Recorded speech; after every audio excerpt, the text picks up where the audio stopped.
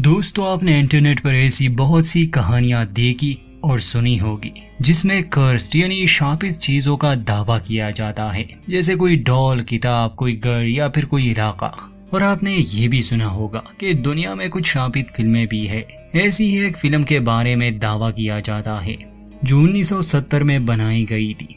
एंथरम उसका नाम है और जिन्होंने ये फिल्म बनाई उनका खुद भी ये दावा था कि ये सबसे खतरनाक फिल्म है, बल्कि ये चेतावनी भी दी गई थी कि अगर कोई इंसान इसे देखेगा तो वो मारा जाएगा। अजीब ही लॉजिक है।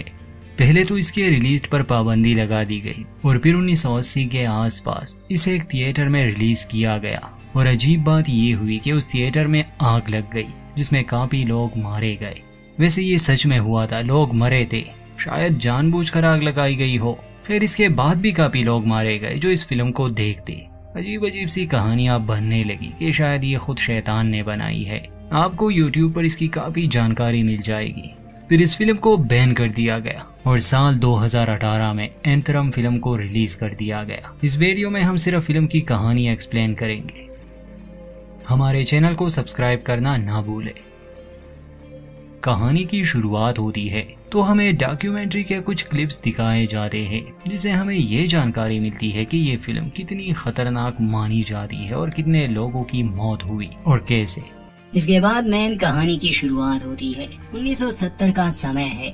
हमें एक परिवार दिखाया जाता है, एक माँ, उसके 2 बच्चे, एक टीनेज लड़की ऑरेली और एक छोटा लड़का नेतन। इन्हीं का एक डॉग था जिन्हें ये हॉस्पिटल लाए थे क्योंकि उसने नेतन पर हमला किया था, इसलिए ये लोग इंजेक्शन लगाकर उसे मार देते हैं। वहाँ की दीवार पर एक ड्राइंग थी, इसमें दिखाया जा रहा था कि मरे हुए कुत्ते स्वर्ग में जाते हैं। वापस आते समय जब ये लोग कार में थे तो छोटा नेतन अपनी माँ से पूछता है कि क्या हमारे डॉग की आत्मा स्वर्ग गई है, जिस पर उसकी माँ जवाब देती है कि नहीं, वो नर्क में गई है क्योंकि वो एक बुरा डॉग था। इस बात से नेतन काफी परेशान हो जाता है और तभी वो हेल्यूसिनेट करने लगा जैसे उसकी बहन मर गई हो। उसके सर से खून बह रहा था।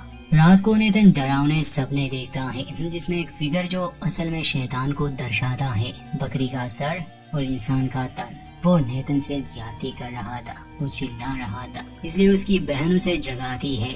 अगले दिन हमें ये दिखाया जाता है कि दोनों बहन भाई एक जंगल में जाते हैं। जंगल में दाखिल होने से पहले ही एंट्रेंस पर ये बात लिखी गई थी कि अपनी जान लेना गलत है। ये कदम उठाने से पहले एक बार अपने परिवार के बारे में जरूर सोचे। असल में ये जंगल इस बात के लिए काफी मशहूर था क्योंकि यहाँ बहुत से लोगों ने अपनी जान ले ली थी। वहाँ बहुत सा सामान भी पड़ा था और इन्हीं अपने भाई से कहती है कि अगर हमें इस जंगल के अंदर जाना है तो हमें अपनी सबसे प्यारी चीज को कुर्बान करना होगा, यही कीमत है। इसलिए नेतन अपने डॉग के कॉलर को वहाँ रख देता है और एली का कहना है कि असल में ये वो जंगल है जहाँ शैतान गिरा था जब उसे स्वर्ग से निकाला गया। नेतन की बहन बड़ी अजीब थी। उसके पास एक स्केच बुक थी जिसमें बहुत से चिन्ह बने हुए थे, कहानियाँ थी और मंत्र। उसने नेतन को ऐसे अजीब बातें याद करवाई थी जो सुनने में कोई प्रार्थना तो लगती थी, मगर वो ईश्वर से नहीं थी बल्कि शैतान से थी। दोनों एक रिचुअल पूरा करने के लिए यहाँ आए थे जो आगे हमें समझ आएगा। फिर नेतन अपने डॉग का कॉलर वहीं रख देता है और जंगल में जाकर ये लोग एक जगह टेंट लगाते हैं। कुछ देर बाद हम देखते हैं कि नेतन जमीन के साथ कान लगाए कुछ सुनने की कोशिश कर रहा है जैसे उसे नरक से आवाजें आ रही हो। जब नेतन पेशाब करने गया तो एक पेड़ पर उसे ये लिखा हुआ नजर आया था कि कोई भी इस जंगल से जिंदा नहीं जाता। टेंट लगाने के बाद ऑरेली और नेतन जमीन पर रस्सी की मदद से स्टार का एक सिंबल बनाते हैं और 5 कोनों पर हर धर्म की कोई ना कोई चीज रख देते हैं। फिर ऑरेली अपने किताब से कुछ मंत्र पढ़ने लगी। उनके शब्दों से यही लग रहा था जैसे वो शैतान की पूजा कर रहे हो। फिर ये दोनों शवल लेके उस जगह को खोदने लगे। ऑरेली नेतन से कहती है कि जितना गहरा ये गड्ढा हम खोदेंगे ये जंगल और भी खतरनाक होता जाएगा। जैसे कि हमने शुरू में देखा था कि इनका डॉग मर गया है। नेतन एक बच्चा था, उसने अपनी माँ की बात को सच मान लिया कि उसके डॉग की आत्मा जहन्नुम में जा चुकी है।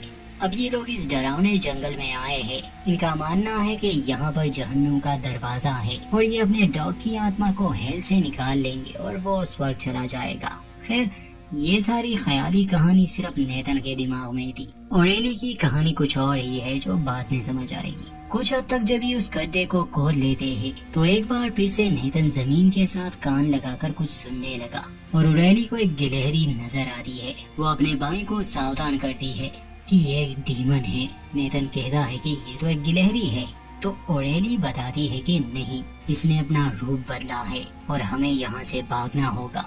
ये दोनों उस जगह से भागने लगे। ये अपने टेंट में आते हैं और हमें दिखाया जाता है कि पास ही एक पेड़ के नीचे एक सड़ी हुई लाश पड़ी है। ऑरेली अपने भाई से पूछती है कि क्या उसे भूख लगी है, इसलिए ये दोनों एक खुली जगह में चले जाते हैं और गाना गाते हैं। ठीक उसी समय इन्हें एक आदमी नजर आया। ये दोनों उसके पीछे जाने लगे और छुप कर उसे देखने लगे। वो एक जापानीज आदमी था। वो अपने कपड़े उतार देता है, हाथ में एक चाकू लिए वो जैसे ही खुद को मारने वाला था तो नेथन चिल्लाता है। इससे उस आदमी का ध्यान इन पर गया। वो जापानीज आदमी ने बुरा भला कहने लगा। वो खुद को मारने का इरादा बदल देता है और वहाँ से चला जाता है। इसके बाद ये दोनों बहन भाई उस गड्ढे में आते हैं और उसे और गहरा खोदने लगे। जैसे जैसे ये नीचे जाते इन्हें चीजें मिल रही थी, ऐसी चीजें जैसे इन्हें गोलियों की एक बोतल मिल जाती है, फिर एक बंदूक। ऑरेली अपने भाई से बंदूक ले लेती है। ये सभी वही चीजें थी जिससे इंसान अपनी जान ले सकता है। शाम होने वाली थी और तभी नेथन को झाड़ियों में काले साए नजर आते हैं। इसे वो चिल्लाने लगा और डर के मारे ऑरेली भी बंदूक चलाती है, मगर बाद में उन्हें कोई भी नजर नहीं आता। रात ये लोग अपने टेंट में बिताने वाले थे। सोने से पहले ऑरेली ने अपने भाई को 3 सर वाले एक राक्षस की कहानी सुना दी है। जब नेथन काफी डर जाता है, पूछता है कि अगर उसने हम पर हमला किया तो, इस पर ऑरेली कहती है कि नहीं, वो जहन्नुम की गहराइयों में जंजीरों से बंधा हुआ है, वो हमें नुकसान नहीं पहुंचा सकता। सोने से पहले नेथन झील के किनारे पेशाब करने जाता है तो देखता है कि वहाँ एक नाव है और नाव में एक बिना कपड़ों की औरत है, जिसे देखकर वो डर जाता है। वो वापस से अपने टेंट में आया। हर रात सोने के बाद नेथन को अजीब से डरावने सपने सताते थे। इस बार वो शैतान का चेहरा देख लेता है जो उसे ही घूर रहा था और मुस्कुरा रहा था। अगली सुबह ये जागते हैं तो नेथन बताता है कि उन्होंने मुझे जख्मी किया। उसका मतलब शैतानों से था। जब ऑरेली उसका हाथ देखती है तो वो जख्मी था, इसलिए वो उस पर पानी छिड़कती है और कहती है कि ये पवित्र जल है। जब ये लोग इस जंगल में दाखिल हुए थे तो अब इन्हें 5 लेयर से गुजरना होगा। पहला लेयर दाखिल होना था, अब ये दूसरे में दाखिल हो चुके थे, जिसे मेलेफिकस कहते हैं।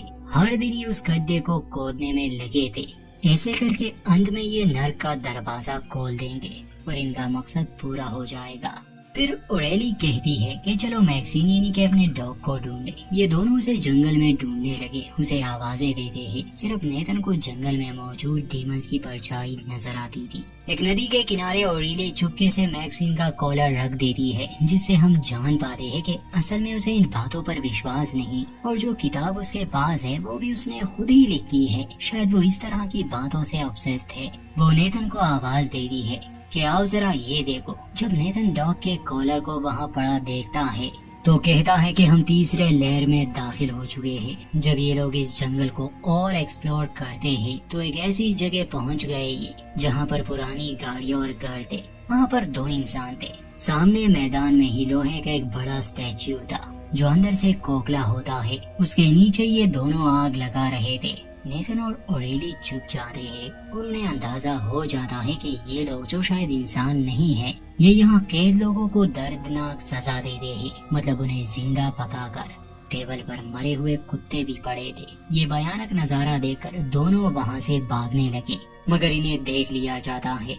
ऑरेली अपने भाई को लिए भाग रही थी। उसे अंदाजा हो चुका था कि उनकी जान अब खतरे में है, मगर छोटे नेथन का विश्वास इस सब पर हो चुका था, इसलिए वो उस गड्ढे की तरफ भागता है ताकि अपने डॉग को बचा सके। मगर ऑरेली उसे बाहर निकालती है, कहती है कि हम इसके लिए वापस आएंगे, मगर अभी हमें यहाँ से निकलना होगा। भागते भागते ही उस झील के किनारे पहुँच जाते हैं। ऑरेली जल्दी से अपने भाई को लिए नाव में बैठ जाती है, मगर थोड़ी देर बाद नेथन को पानी में कुछ नजर आया, इसलिए वो पानी में कूद जाता है। ऑरेली उसे पानी से बाहर निकाल लेती है और अब ये दोनों इस मनहूस जंगल में कैद हो गए थे। ये उस झील को भी पार कर लेते हैं, मगर बजाय इसके कि ये दोनों अपने घर पहुंच जाते, ये जंगल के उसी हिस्से में आ जाते हैं जहाँ इन्होंने कैंप लगाया था। अचानक से नेथन चिल्लाने लगा। वो जमीन पर जंजीरें देखता है। शायद उसे नजर आ रहे थे कि वो 3 सर वाला राक्षसी ने मारने वाला है। ऑरेली अपने भाई को शांत करती है, उसे पानी पिलाती है। रात को जब दोनों टेंट में थे तो ऑरेली सच बता देती है कि असल में उसने ये सब इसलिए किया ताकि उसके भाई के बुरे सपने गायब हो जाए। अभी तक उसने जो भी बताया वो सच नहीं था और ये किताब भी उसने लिखी थी। मगर नेथन कहता है कि ये सब सच है, मैं उससे मिला था, उसका मतलब शैतान से था। कहता है कि उसने मुझे बताया कि तुम मुझे धोखा दोगी, तुम उस कॉलर को वहाँ रखोगी। उसने मुझे ये सब यहाँ आने से पहले ही बता दिया था। ये जानकर अब ऑरेली भी डरने लगी। उस रात दोनों पेड़ पर चढ़ जाते हैं क्योंकि उन्हें आसपास कुछ डरावनी आवाजें सुनाई दे रही थी, कोई अदृश्य शक्ति थी। अगली सुबह वो 2 आदमी ने पकड़कर अपने ठिकाने पर ले जाते हैं। इन दोनों को पिंजरों में बंद कर दिया गया था। फिर नेथन को स्टैच्यू में रख दिया जाता है जिसके नीचे आग जलती है। नेथन अंदर तड़पने लगा। ऑरेली बहुत रो रही थी, बहुत चिल्ला रही थी। किसी तरह वो खुद को आजाद करके उन 2 लोगों को गन से मार देती है। नेथन को वो बाहर निकालती है जो काफी डरा हुआ था। वो जंगल की ओर चला गया। उसे एक डॉग मिलता है जो चेन से बंधा हुआ था। वो उसे आजाद करता है जो ये दर्शाता है कि ये लोग अब जहन्नुम में पहुंच गए हैं और उसने अपने डॉग की आत्मा को यहाँ से आजाद कर लिया। मगर कहानी का अंत यहाँ भी नहीं होता। घबराई हुई ऑरेली अपने टेंट में आती है। वो अपने भाई के लिए परेशान थी। चारों ओर उसे काले साए नजर आ रहे थे। उसके हाथ में बंदूक थी। फिर हम देखते हैं कि नेथन धीरे धीरे उसकी ओर बढ़ रहा है जो उसे एक डीमन नजर आता है। ऑरेली अपने ही भाई को मार देती है और यहीं पर इस फिल्म का दी एंड। दोस्तों, ये फिल्म काफी अजीब बनाई गई है। फिल्म के अंदर बहुत से सिंबल दिखाए गए हैं जो अलग अलग कल्चर के अलग अलग शैतानों को दर्शाते हैं। तो अगर आप ज्यादा डिटेल में इंटरेस्टेड हैं तो आप इसे जरूर देखें और अच्छी तरह स्टडी करें। बाकी कहानी यही थी। उम्मीद करते हैं ये आपको पसंद आई होगी। जिंदा रहे तो आने वाले वीडियो में मिलेंगे। चैनल को सब्सक्राइब करना ना भूलें।